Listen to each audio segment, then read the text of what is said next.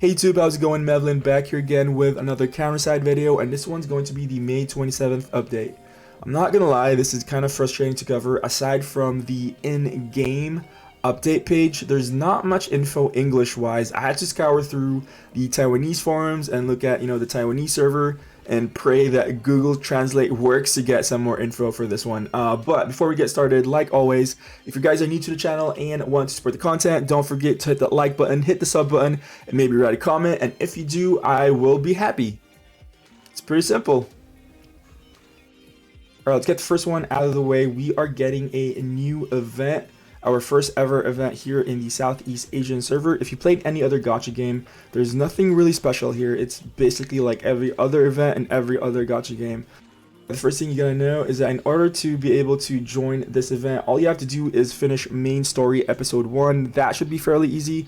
If you haven't finished that, go ahead and do it right now so that you'll be ready for the event. You're going to be spending most of your time farming the event stages. There's going to be normal mode and hard mode. Hopefully you guys are strong enough now to be able to clear everything in this event. You'll be farming these currency and to be used in the shop later. But do note that the events are actually a really good spot to farm credits. So if you can, spend some of your quartz to refresh Eternium when the event pops off.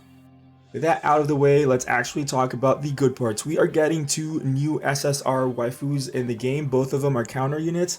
One is a sniper and one is a striker. TLDR though, if you're asking whether or not you should pull for these heroes, unfortunately, if you're planning to skip any of the banners, this might be the banner to skip. None of these heroes are going to be future-proof. They're not meta. Their kits are very interesting, and I feel like they have some place in the current meta, but in the near future they might just be falling off and going to be replaced by someone else. We are going to be getting 2 weeks in this banner if we're following the Taiwanese schedule, and there's probably going to be another banner in between, so it might be a better idea to just wait next week, see what heroes are going to be in rotation before deciding whether or not you should pull for this banner. Let's go ahead and look at Joo first. She is an SSR counter striker unit that only hits ground. Her kit basically dictates that she is an anti-range, but before we look at her kit, let's first look at her stats. Since she's a 3-cost striker, I'm going to be comparing her with Chifuyu, the other 3-cost striker that we have in game. Defensive wise, I feel like Chifuyu wins here, having more defense and more health.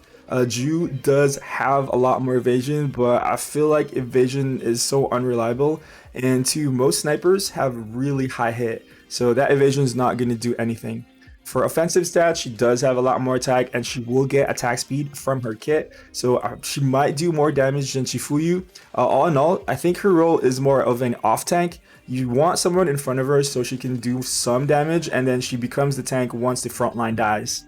Looking at her kit, it's really all about that passive. She has 3% innate damage reduction from ranged attacks, and every time she does 5 basic attacks, she goes into this counter stance, and if a ranged unit hits her while she is in counter stance, she will deflect that attack back to the target, which is pretty nice. You can one-shot something like a Zhao if she tries to hit you while you're in counter stance, and if you get unlucky, if no one hits her while she is in counter stance, she still gets something good. She gets 50% increased evasion and 30% attack speed.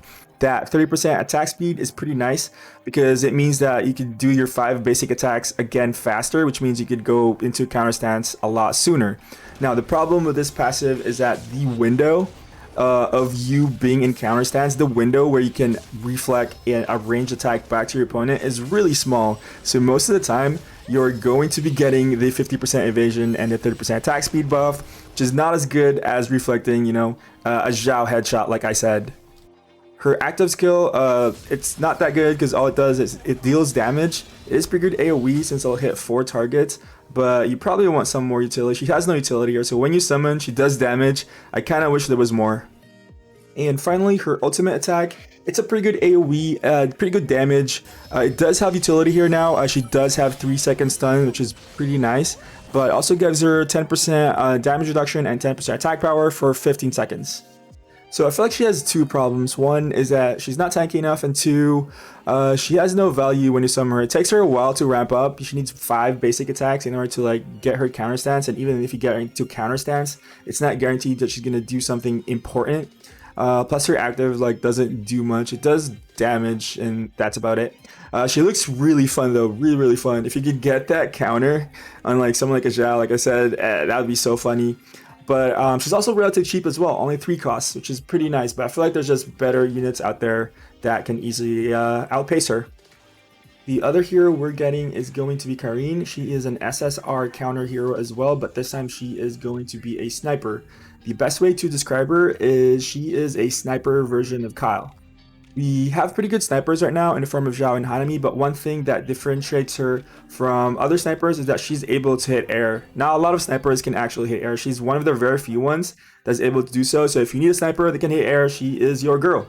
Being a 4-cost sniper, I'm going to quickly compare her with Zhao, and as you can see, it's not even close. In terms of damage, Zhao is clearly going to win, but to be fair, that's all Zhao does. Zhao is the queen of DPS, especially since she gets guaranteed crits on her basic attacks.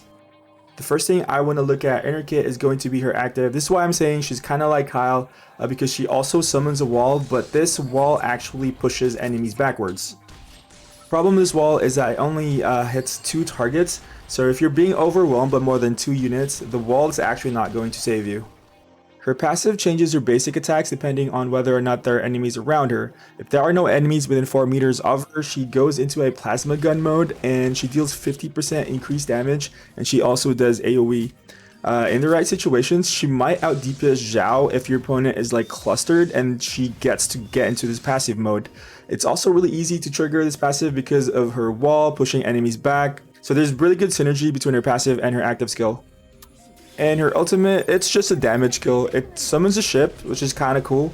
The ship stays there for a couple seconds, but it just leaves afterwards after dealing some damage. There really isn't anything wrong with her kit on paper. She does her job really well. In fact, she is the best sniper unit for air. Problem is, there aren't really that many air units that you have to worry about, and most rangers can already deal with your air problems. Her biggest flaw is that Zhao and Hanami are already good enough. In fact, I think Zhao and Hanami are better than her because she does have her wall, she does have utility, but her wall only hits 2 units backwards, which means if you're under pressure, you're going to be in a lot of trouble. You can pull for her if you don't have Zhao or Hanami, or if you don't like either Zhao or Hanami, but do note that most people in the Taiwanese and the Korean servers do not play her and do not consider her a meta unit. And lastly, we are getting some new skins for both the new characters that we're getting. It looks like it's going to be a vacation skin. That's like aka swimsuit skin, right? I assume. Unfortunately, I couldn't find this in Taiwanese version, so I don't have access to showing this to you right now, but I guess that's a great surprise later on. And that's going to be it for me for this patch preview. Bit sad, bit unfortunate that this first banner is a skippable one.